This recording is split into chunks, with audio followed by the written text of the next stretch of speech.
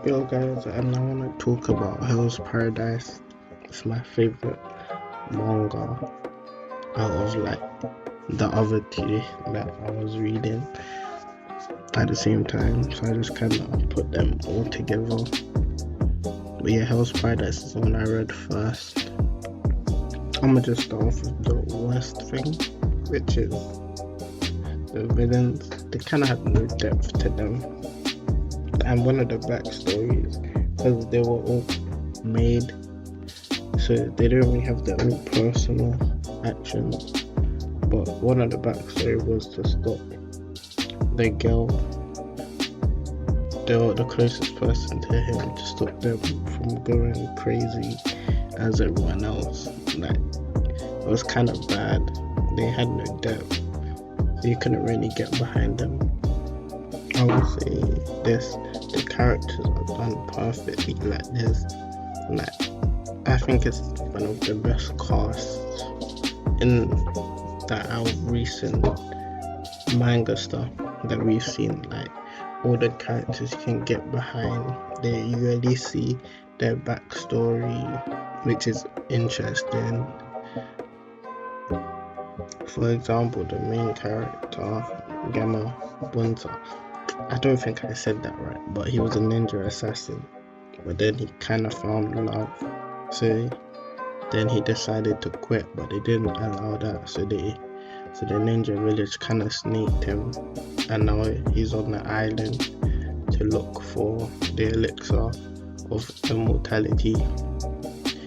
That's kind of what the show's about and everything as well.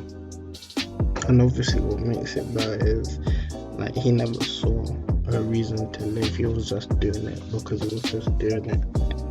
If he died or if he got injured, it was like, this is what it is. He doesn't really care. But yeah, and then the girl, the main second girl, she's part of a family of executioners, and they kind of question if she can do it. And she has a lower head rank. That's simply because, like, she's a female. But yeah, she's exactly the same, but she has like the opposite point of view. Kind of like, everyone has their own intentions and motives, and all the characters are like well written. For example, there are some mangas where when the character comes on, they just say the same thing over and over again. It's so bad. For example, one reason why I love this manga as well, they kind of go over like the will to live in humanity and just science in general, like how it's progressing, how eventually it might come to a point where it will be something like what's happening. For example, Asa Chobe, my favorite character, and his will to live is just to protect his younger brother, and you can see to the extent it goes, like, he has guards, but his younger brother's like perfectly fine, and then they get thrown down into a pit, like a bottomless pit, by one of the villains, and then you just see him crawl his way up. It shows his will to live, and yeah, he's just a badass. For example, he just thinks the big brother should protect the younger brother, so he becomes really strong in terms of that. Then we have the main character, Gambara, which his strength and will to live comes from his wife that may not actually exist. But yeah, but he says it does. But yeah, so he gets injured a lot and he just kind of like powers through with the will, which it kind of just shows how the humans are portrayed in this manga. It also contradicts how these villains are kind of selfless in their actions, even though you would think they would be selfish and only care for themselves. It's like they will have conviction, and I've only talked about two characters. I do this for the whole cast. Like, there's a blind character that he's called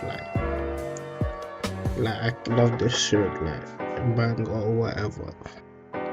Also, like I just like how like no character is safe. Basically, anyone can die at any given point. Like it's not just well the main character.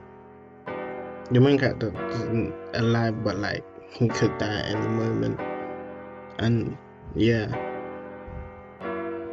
the art style is not horrible, so I like it, but it can be hard to tell what's going on sometimes. And it's kind of like a dark shonen, like how AOT is considered a shonen, but has a darker feel to it, like Chainsaw Man as well. And there's a lot of nudity in this. When I mean the villains not bad, I just mean like they do their job, but like normally when I read, I prefer villains over the heroes, I guess. Well, yeah, or the antagonist over the protagonists. But yeah, this one, the protagonists are way better. The villains just do their job, I guess. They feel kind of lackluster, but they do the job. For me, it's just the characters are the clear standout point for me, at least. They're interesting, they all do their job. Like the side characters, they don't feel useless or a waste of time, or when you see them, why they here, and they're just all interesting. But yeah, if you haven't read this, you should definitely read it. In my opinion, it's the best out of the three. But I haven't read JJK, well, up to the most recent chapter at least. But it changed some man and Hell's Paradise. They're not kind of similar, but like, that's because I think the authors, one was under the other one and stuff like that. So yeah, so you can compare them, I guess. I prefer Hell's Paradise, in my opinion, but yeah. Can't lie, well, also quickly just know about this, I'm just gonna reiterate, like, the characters, like, it's such a good manga, you can take away the main character and it'll still bang, like, because that's how good the characters are just in general. And I just like the theme it tackles, which is just man versus nature in a way, because how nature is forever, but like man are just trying to obtain what nature has and stuff like that, and how far they'll go for it.